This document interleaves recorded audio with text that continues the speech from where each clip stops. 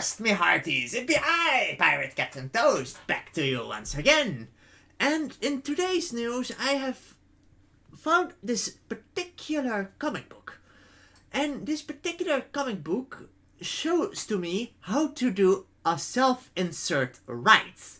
And this comic book is a particular good example of how to do it wrongly. What do I mean? What did I learn from this comic book that isn't there?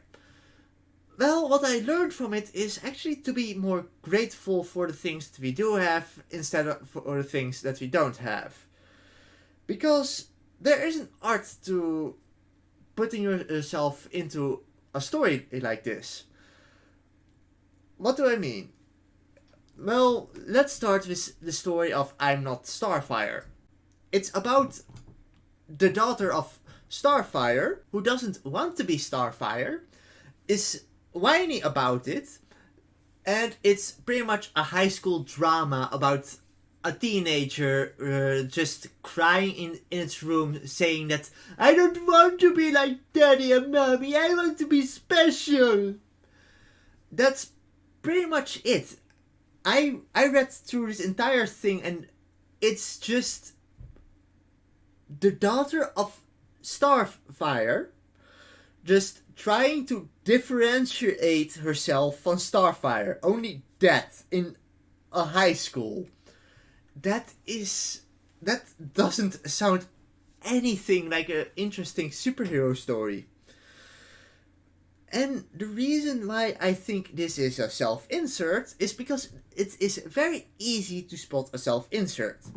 How do you spot a self-insert? Well, look at this character and look at the person who wrote it. I'm not kidding. It is almost a duplicate of the daughter of Starfire. But here is the thing where most self-inserts actually fail.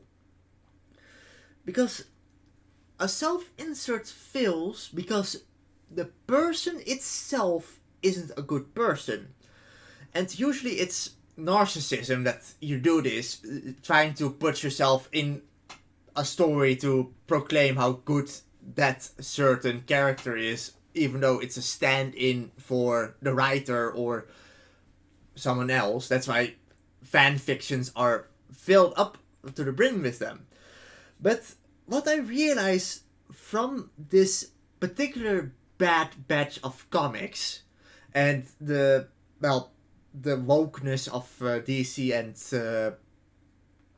and Marvel, because they have also, because Miss Marvel is also a self-insert character from the head of Marvel. I'm really bad with names.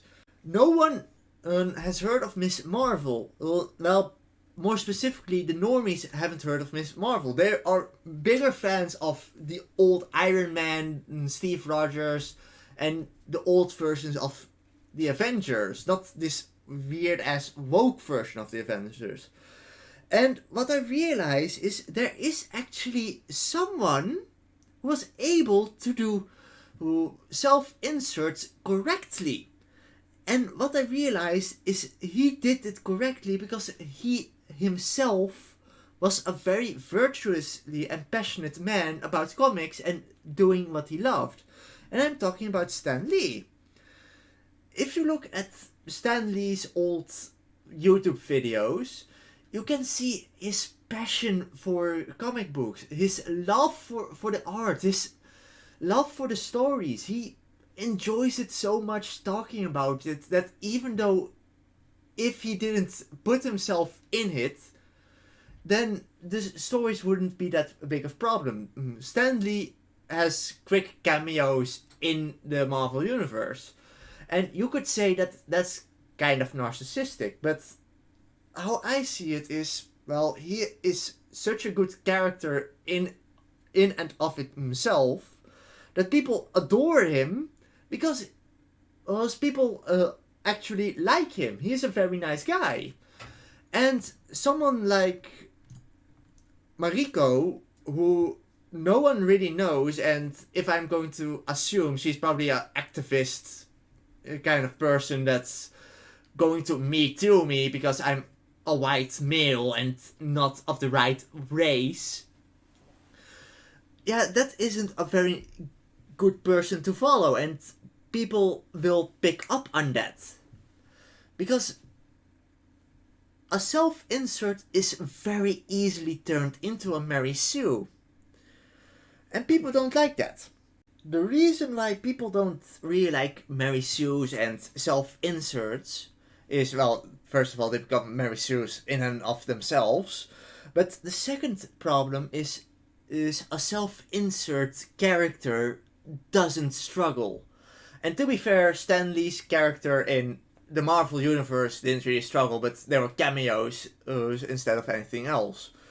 But I can certainly believe that Stan Lee struggled in his life of its own, and that's why he's such a happy and grateful guy, because he isn't suffering in his life. I mean, he was born in 1922 and died in 2008. That means he survived the Second World War and the Great Depression before the Second World War, and the Cold War after the Second World War.